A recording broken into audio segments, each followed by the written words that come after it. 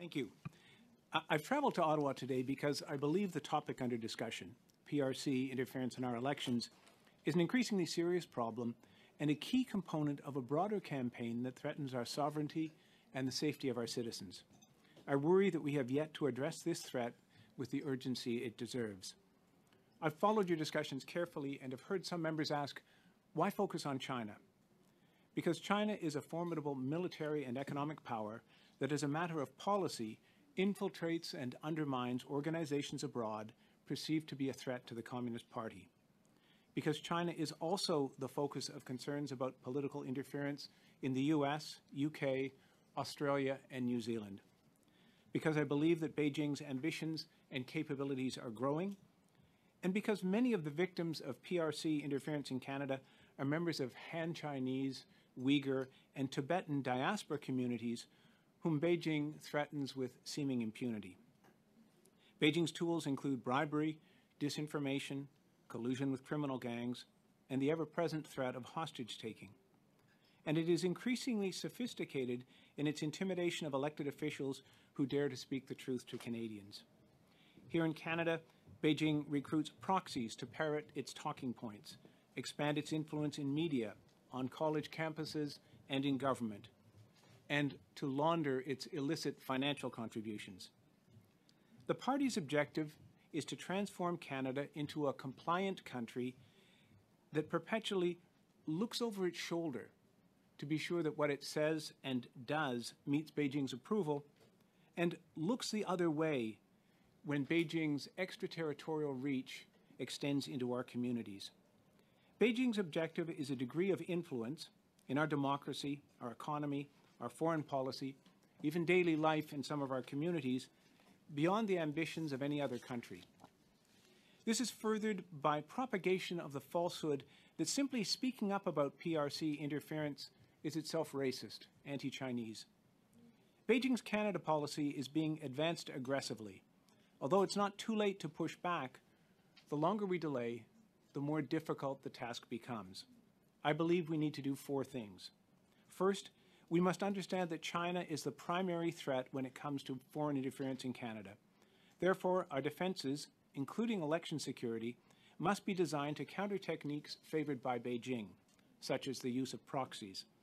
Second, we should therefore act now to create a registry of foreign agents, something that would simply require transparency of those who disperse funds for, lobby for, or speak for foreign states in Canada.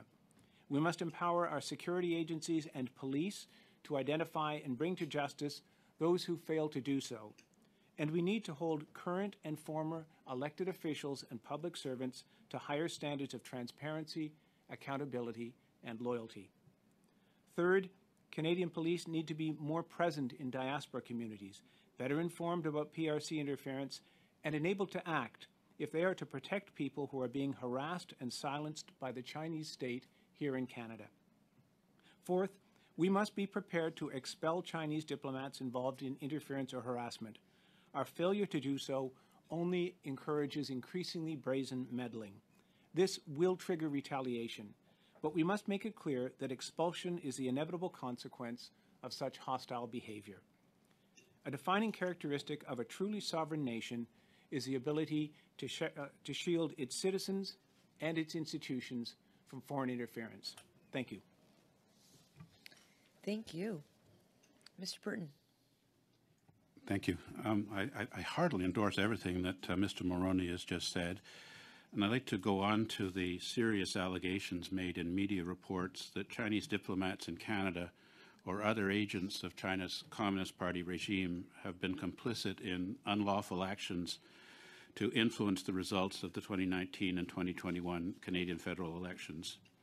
Now, first of all, foreign embassies expressing their government's views on Canadian politics and our politicians is consistent with their diplomatic function, although I'd prefer that they didn't do that. And the Canadian Embassy to China, on both of my diplomatic postings there earlier in my career, was doing the same sort of thing. I was involved in furthering Canada's foreign policy mandate to promote human rights, democratization, and good governance abroad, such as implementing Canadian government programming to encourage the government of China to bring China's legislative and judicial system into compliance with the UN's International Covenant on Civil and Political Rights, including holding free and fair elections at all levels of the Chinese government. But the difference is that what Canada does in this regard is done by us openly and transparently, whereas China's approach, as CSIS defines it, is purposively covert and malign, designed to deceptively influence and corrupt Canada's national policies, officials, research institutions, and democratic processes. So this is very much in line with the distinctive political culture of the People's Republic of China as it's developed since the party was established by Chairman Mao and his cohort of Marxist-Leninist revolutionaries over 100 years ago. Chinese Communist Party General Secretary Xi Jinping, along with Chairman Mao, has identified that his party possesses what he refers to as 3 treasures of the Dharma, Fabao, or sometimes they translate as magical weapons. These 3 are, number 1, party building, number 2, armed struggle, and number 3, the United Front. Now, the party has a United Front work department, a comprehensive work bureaucracy of over 40,000 people, plus a much larger number of agents in foreign countries and within China who collaborate with them. And the point of the United Front Work Department is to secretly develop and implement a strategy of carefully crafted deception about the true intentions of the Chinese Communist Party. It engages in a massive program of influence peddling, disinformation, and coercion to suppress all voices in Canada critical of the party's domestic and international policy. As it says on their website, its mandate is to rally as many allies as possible in order to defeat a common enemy. Now, as Secretary of the Chinese Embassy's Chinese Communist Party branch, the ambassador to Canada of China oversees this activity. Last December 23rd, I sent the clerk of this committee a note listing 18 recent reports and journal articles that provide authoritative data on how this works in Canada and abroad for your reference. Finally, let me note that over the weekend I pulled out my copy of Global Affairs Canada's publication entitled Diplomatic, Consular, and Other Representatives in Canada. I counted up the numbers of diplomats accredited to Canada by various countries. I just, checked them off. Japan has 46 people here. India has 35. The UK has 23. And China has 146 diplomats accredited to Canada. It does make me wonder if a significant proportion of China's exceptionally large diplomatic cohort here are engaged primarily in United Front work, monitoring agents involved in the influence peddling, disinformation, and coercion. I would imagine that CSIS would know the answer to that question, and if so, I do hope that CSIS will be prepared to share that information about the United Front work mandate of the Chinese diplomats here in Canada with this committee. Thank you, Madam Chair. Thank you. Thank you, Madam Chair, and thank you to the witnesses. I'm going to direct my first question to Mr. Mulroney. We have repeatedly seen the Prime Minister and Liberal cabinet ministers and MPs downplay Beijing's interference in our elections. Even at this committee on November 1st, a member of this committee, a parliamentary secretary, speaking on behalf of the government, said that it makes her wonder why there is such a focus on China, notwithstanding, of course, that CSIS has identified China as Canada's most significant foreign interference threat actor. Do statements such as those from the parliamentary secretary give you any confidence that this is a government that takes Beijing's interference in our elections seriously? One of the reasons I wanted to come today was to talk about China, because I noticed that discussion of where does China fit in, and people had focused on Russia, they'd focused on other threats, and all threats they are. But China is categorically different, and we need to understand that. I was reading something that the Director General of MI5, the British security agency, the internal security agency, said, and he said, Russian interference has an effect like a bout of bad weather. So you don't want to get it, but that's what it's like. Chinese interference is like climate change. It is much more systemic. It's based on the large financial reserves that China has. It's delivered through sometimes the companies that China has seen invest in other countries. It has the capabilities, and it also has the intent, because China, I believe, sees itself in a moment in the world where it has the potential to achieve global leadership. They believe the United States is a spent force. This is their moment, and that is driving them to be bold and exceptionally threatening. They're also very, very opportunistic and quick to pick the weakest target. And my concern is that Canada not be the weakest target, and I frankly, I have some worries on that score. Thank you for that. Mr. Mulroney, you were quoted in the November 7th Global News Report by Sam Cooper, which revealed that the Prime Minister was briefed by CSIS about a vast network of interference in the 2019 election, in which you said, quote, "Canada is more exposed than other Western democracies to China's interference, and yet as the United States, UK, and Australia strengthen their counter-interference laws and ramp up investigations into Xi's United Front networks, Ottawa remains strangely inactive," end of quote. Can you elaborate on that comment and speak to how this government is failing to respond in the way that it needs to this level of interference by Beijing? So I believe that China picks the path of least resistance. And right now, when you look at the Five Eyes in particular, that's Canada. New Zealand isn't much further ahead, but we're not New Zealand, and we're a more attractive target than New Zealand is.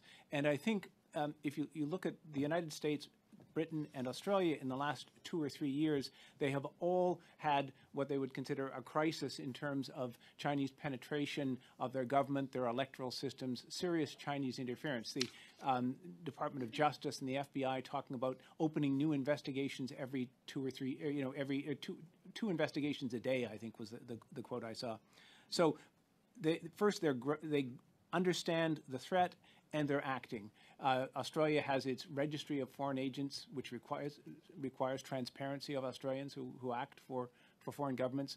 The United States has the Foreign Agents Registration Act, but it's also taken steps to prosecute people who have been found to be interfering in the business of Congress and indeed in congressional elections.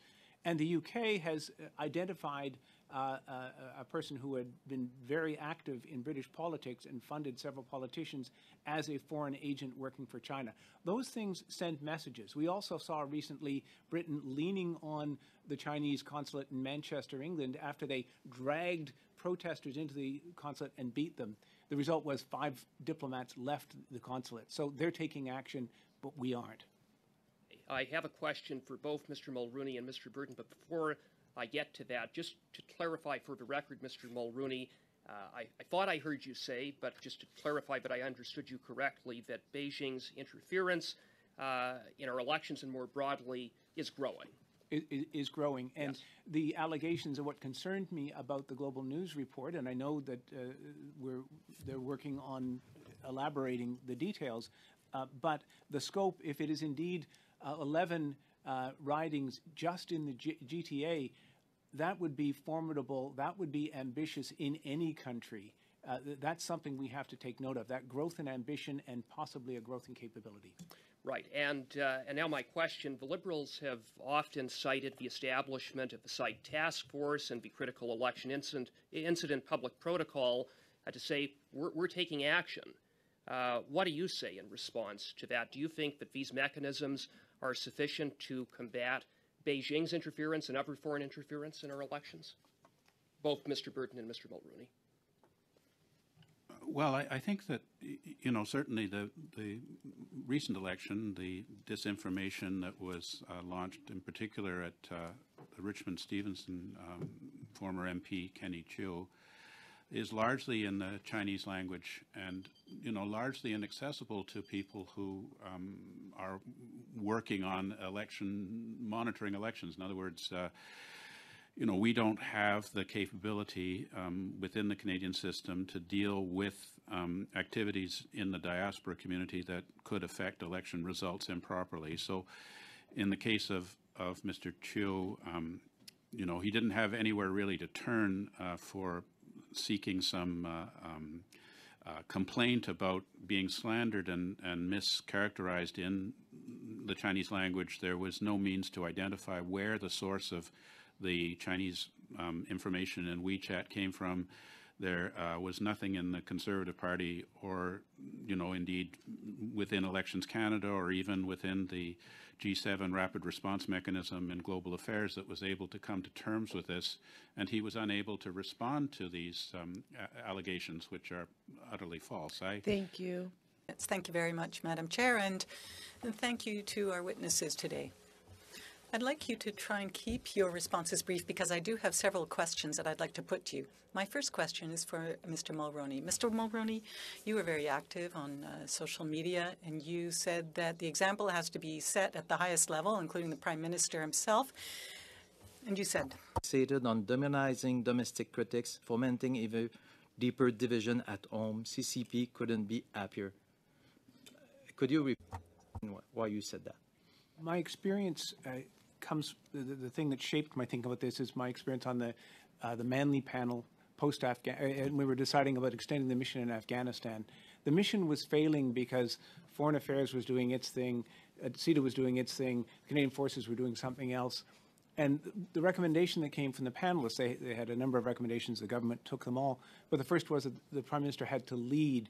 You can't get all the uncoordinated and disparate parts of government to work together unless they have very firm and direct leadership. They're looking to see what is coming from on high, and I don't think they're seeing it clearly enough.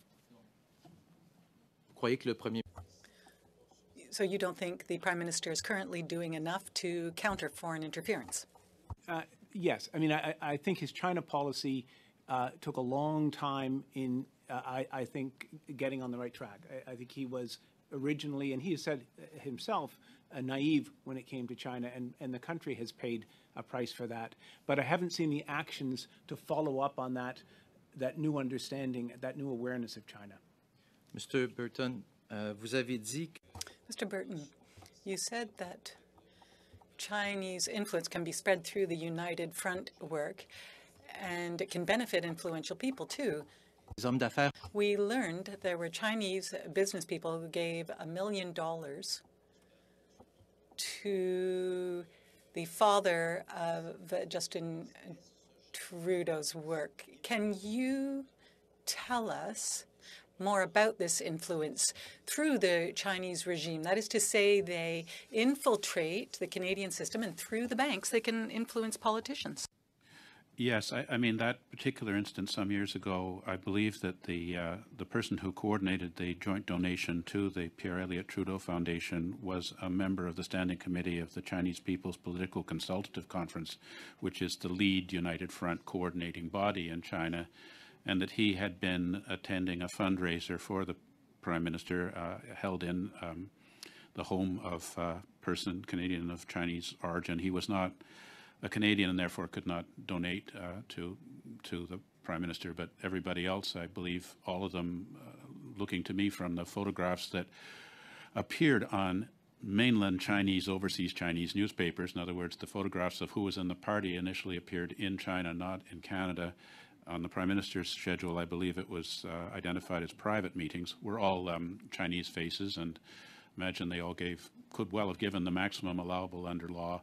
The question is, you know, this issue, as Mr. Mulroney has pointed out, of proxies, and it's extremely difficult for us to note, and we certainly cannot make allegations against Canadians without evidence for that, and we don't have any evidence. Monsieur, vous avez... You also mentioned that you feel that a massive amount of disinformation is coming through in the Chinese language. Now, during the last election, there were reports that the Conservatives may be a minority government. And Mr. Chiu, for example, could have been a victim of this. So do you feel that Chinese influence could actually affect the outcome of the elections in certain ridings? Is that for me? Yeah.